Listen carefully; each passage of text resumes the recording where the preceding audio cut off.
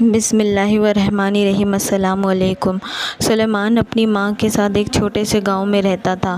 ان کی گزر بسر کا ذریعہ ایک چھوٹا سا زمین کا ٹکڑا تھا جہاں وہ فصل اور سبزیاں اگاتے اور انہیں بیچ کر دن گزارتے تھے۔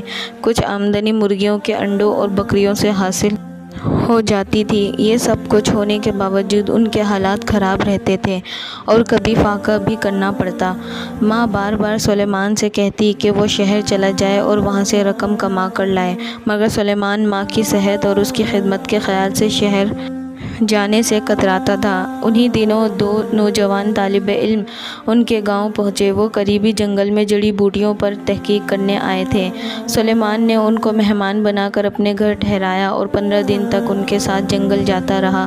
وہ اپنا کام کرتے رہتے اور سلیمان ان کے لیے کھانا اور چائے وغیرہ تیار کرتا۔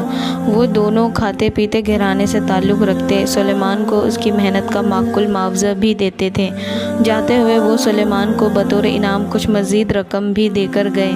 اس رقم سے سلیمان نے اپنے حالات بہتر کرنے کی کوشش کی۔ کچھ عرصے بعد ایک دن سلیمان کو خیال آیا کیوں نہ وہ شہر جا کر ان مہربان طالب علموں سے ملے جو ایک بڑے طبیب کے شاگرد تھے۔ انہوں نے سلیمان کو بتایا تھا کہ جنگل میں بڑی قیمتی جڑی بوٹیاں ہیں جن کی شہر میں بڑی اچھی قیمت مل جاتی ہے۔ انہوں نے سلیمان کو بنفشی رنگ کا ایک سوکھا ہوا پھول اور جنگل میں موجود اس کے پودے دکھائے تھے جن پر ابھی پھول نہیں آئے تھے۔ انہوں نے کہا تھا کہ وہ ان پھولوں کو جمع کرنے کے لیے دوبارہ آئیں گے۔ دوسرے دن سلیمان جنگل میں پہنچ گیا۔ بہار کا موسم تھا۔ ایک ہموار جگہ پر وہ پھول ہزاروں کی تعداد میں کھلے ہوئے تھے۔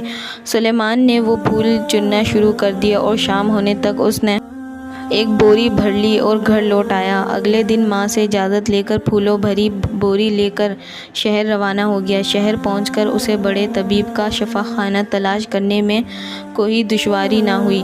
وہ دونوں شاگرد بھی وہیں مل گئے اور انہوں نے سلیمان کو دیکھ کر خوشی کا اظہار کیا اور اس کی خوب خاطر کی۔ سلیمان نے بوری کھول کر ان کو پھول دکھائے تو وہ بڑے حیران ہوئے اور تھوڑے پھول لے جا کر اپنے استاد کو دکھائے۔ استاد نے ان کو ہدایت کی کہ وہ وزن کر کے اس سے سارے پھول لے لیں اور اس سے کہیں کہ جلد واپس جا کر اور پھول جمع کریں اور اپنے گھر پر ان کو سکھا کر لائیں۔ اس کو معقول معاوضہ دیا جائے گا۔ سلیمان کو اتنی بڑی رقم مل گئی کہ وہ سوچ بھی نہیں سکتا تھا۔ وہ پھول بہت قیمتی تھے اور سال میں چند ہفتوں کے لیے کھلتے تھے۔ اگلی صبح سلیمان اپنے گاؤں روانہ ہو گیا۔ رات کو وہ اپنے گھر پہنچا اور اگلی صبح جنگل پہنچ گیا۔ شام تک وہ پھول چنتا رہا۔ رات کو وہ گھر پہنچا تو وہ 2 بوریاں بھر چکا تھا۔ اگلے دن وہ پھر جنگل روانہ ہوا تو گھر پر ماں نے سارے پھول دھوپ میں پھیلا دیے۔ اس طرح محنت کرتے کرتے 2 ہفتے گزر گئے اور پھول ختم ہو گئے۔ اس دوران سلیمان نے 12 بوریاں بھر لی تھی۔ سلیمان نے سوچا کہ مزید 2 دن تک باقی رہ جانے والے پھول بھی سوکھ جائیں گے تو وہ کچھ بوریاں لے کر شہر روانہ ہو جائے گا، مگر اس سے پہلے ہی وہ دونوں طالب علم پہنچ گئے۔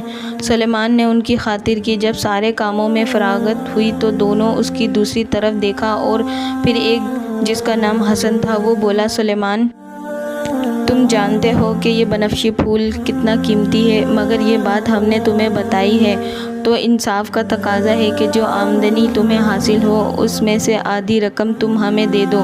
سلیمان نے چند لمحے سوچا اور پھر اقرار میں سر ہلا کر بولا، آپ درست کہتے ہیں، آپ کا حق بنتا ہے، مجھے کوئی اعتراض نہیں، مگر آدھی رقم آپ آپس میں کس طرح تقسیم کریں گے؟ دونوں نے ایک دوسرے کی طرف معائنہ خیز نظروں سے دیکھا۔ پھر دوسرا جس کا نام فہد تھا بولا، وہ ہم آپس میں آدھی آدھی بانٹ لیں گے۔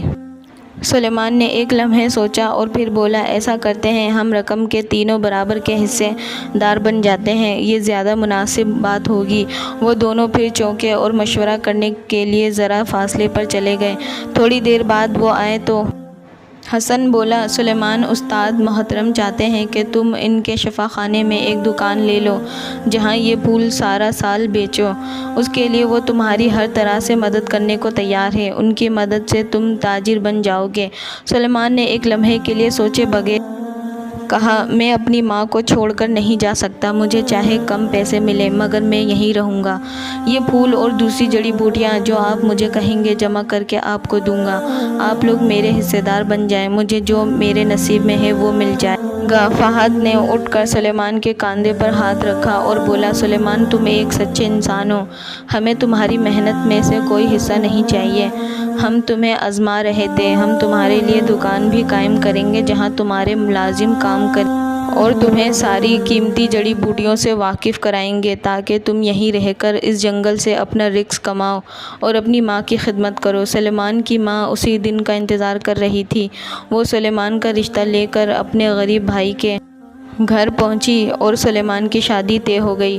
سلیمان کی شادی میں دونوں طالب علم نے شرکت کی اور سلیمان کو قیمتی تحفے دیے۔ سلیمان نے رفتہ رفتہ ترقی کی اور بہت بڑا تاجر بن گیا۔ اس کے پاس درجنوں ملازم کام کرنے لگے، مگر اپنی ماں کی خدمت اب بھی خود کرتا تھا کیونکہ اسے یہ سب ماں کی خدمت کے بدلے ملا تھا۔ ویڈیو اچھی لگے تو اسے لائک، شیئر، کمنٹ ضرور کریے گا اور مزید اچھی ویڈیوز کے لیے اسے سبسکرائب کرنا مت بھولیے گا۔ جزاک اللہ۔